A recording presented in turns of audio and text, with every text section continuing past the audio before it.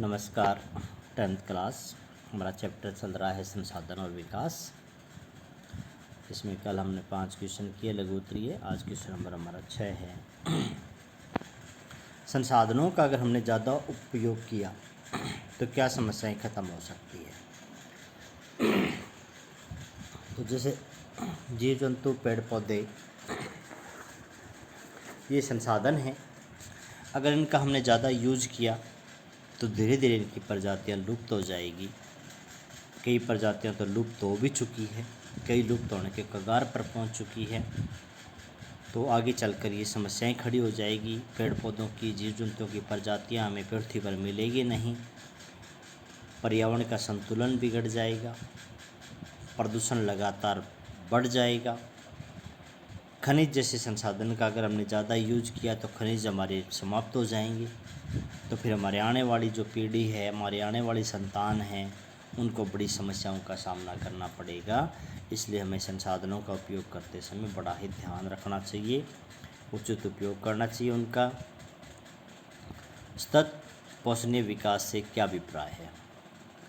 तो एक ऐसा विकास जिसमें हम संसाधनों का इस तरीके से उपयोग करें कि हमारी आवश्यकताएं पूरी हो जाए और हम आने वाली पीढ़ी के लिए भी संसाधनों को बचा कर रख सकें और पर्यावरण को नुकसान भी ना पहुंचाए और हम हमारा विकास भी करें। उस विकास को हम सतत पोषणीय विकास कहते हैं। विकास के लिए ये कहता है जीवन के सभी रूपों का मतलब चाहे मानव हो, पेड़ पौधे हों, जीव जंतु हों, सभी के में उचित देखभाल करनी चाहिए। मानव जीवन की गुणवत्ता में वृद्धि की जाए, प्राकृतिक संसाधनों का कम से कम विनाश करें, प्राकृतिक संसाधनों का बड़ा ही सोच समझ के प्रयोग करें। विभिन्न समुदायों को पर्यावरण की देखभाल में अपना योगदान देना चाहिए और पृथ्वी के ऊपर जो जीवन की विविधता है, जो अनेक प्रकार के पौधों की प्रजातियां हैं, अनेक प्रकार के जीव जंतुओं की प्रजातियां हैं, ये बनाए रखने बहुत ज़रूरी है। तो सतत पोषणीय विकास हम उसी को कहेंगे। मानव निर्मित संसाधनों का क्या अर्थ है? तो मानव निर्मित संसाधन हम लेसन के शुरू से पढ़ते आ रहे हैं कि जिन संसाधनों का उत्पादन मानव ने किया है, मानव के द्वारा बनाए गए उत्पादन किए गए साधन हैं, उनको हम मानव निर्मित संसाधन कहते हैं। जैसे भवन है, उपकरण है, सड़क मार्ग है, रेल मार्ग है, तो इनको हम मानव निर्मित संसाधन कहते हैं। इनकी संसाधनों की संख्या सीमित नहीं है, लेकिन ऐसी काफ़ी बड़ी संख्या में मिलते हैं।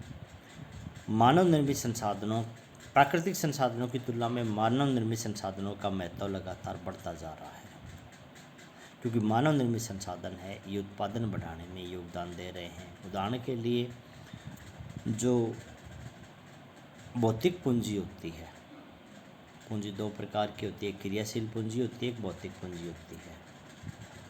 हमने 9th में पढ़ा था, क्रियाशील पूंजी वो होती है जिसका हम रेगुलर यूज कर रहे हैं। जैसे हमने मज़दूर को मजदूरी के रूप में नगद पैसा दिया, खाद लाए, हम दवाइयाँ लाए, वो जो पैसा खर्च कर रहे हैं वो हमारी क्रियाशील पूंजी है।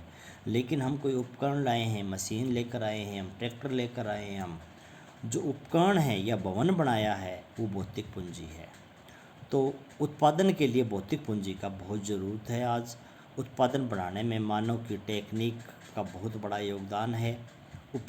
इनके उपयोग से उत्पादन में बहुत ज़्यादा वृद्धि हुई है, उत्पादन की गुणवत्ता में सुधार आया है। इसलिए हम कह सकते हैं कि मानव निर्मित संसाधनों का बहुत ज़्यादा महत्व है। भारत में संसाधन नियोजन का विशेष महत्व क्यों है? संसाधन नियोजन का मतलब होता है संसाधनों का योजना बनाकर प्रयोग करना। भारत में क्यों ज़रूरी है?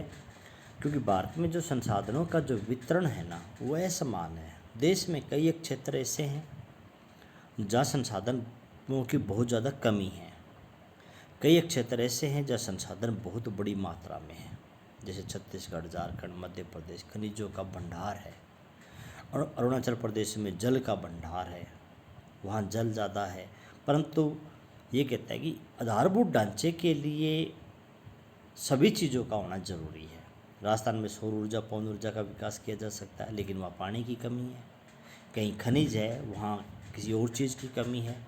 तो कहता कि पूरा देश में संसाधन इक्वल नहीं है, किसी राज्य में पानी के साधन ज़्यादा है तो किसी में खनिजों के साधन ज़्यादा है। तो इनका, जबकि इनकी ज़रूरत सभी को है, इस चीज़ को ध्यान में रखते हुए हमें एक योजना बनानी ज़रूरी है ताकि संसाधनों को महत्व सभी उठा सके, संसाधनों को बंटवारा हम सही ढंग से कर सकें।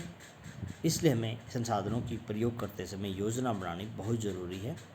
भारत में भूमि के स्थल रूपों का वितरण हमने पहले पढ़ा है क्वेश्चन। भारत में जो 43% भूमि है वो मैदानी भाग है, उसमें हम कृषि करते हैं, उसमें हम उद्योग लगा रहे हैं। 30% भूमि जो पहाड़ों की पर्वतीय भूमि है, पहाड़ों से नदियाँ निकलती है जो सारा साल पानी चलता है उनमें। इसके अलावा पहाड़ी क्षेत्रों में कई पर्यटन स्थल भी हैं, हिमाचल के अंदर कुल्लू है, मनाली है, जहाँ पर देश विदेश से पर्यटक आते हैं। और देश में 27% भूमि हमारी पठारी है, जहाँ पर खनिज है, जीवाश्म ईंधन के भंडार पाए जाते हैं। तो भारत की जो भूमि का जो सभी रूप है उनका अपने अपने क्षेत्र के हिसाब से बहुत बड़ा महत्व है। पहाड़ों में, पठारों में बड़ी नदी घाटियाँ हैं जहाँ मानव का आवास के लिए बड़ी सुंदर है। तो भारत के भूमि के सभी स्थल रूपों का बहुत बड़ा महत्व है। लाल मिट्टी और लेटराइट मिट्टी, जो मिट्टी के प्रकार हैं उनमें अंतर। लाल मिट्टी देखने में लाल और पीले रंग की दिखाई देती है, ये भारी वर्षा वाले क्षेत्रों में मिलती है। और ये मिट्टी तमिलनाडु में, कर्नाटक में, आंध्र प्रदेश में, उड़ीसा में, झारखंड में यहाँ मिलती है। लेटराइट मिट्टी है, ये बहुत ज़्यादा भारी वर्षा वाले क्षेत्र में, क्योंकि ज़्यादा वर्षा होती है तो पानी मिट्टी की ऊपरी परत को अपने साथ बहा कर ले जाता है, जिसको हम कहते हैं निक्षालन क्रिया।